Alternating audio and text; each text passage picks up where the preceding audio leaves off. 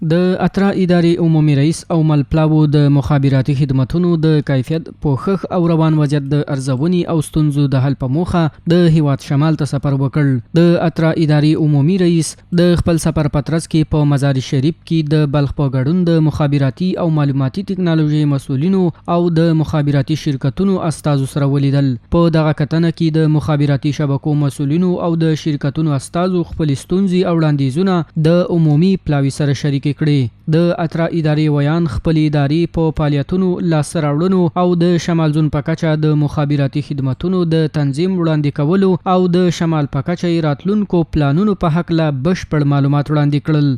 اترا اداره کوشش کوي چې هغه لري پرتې سیمې په دې زونونو کې چې هلته خدمات نشته دی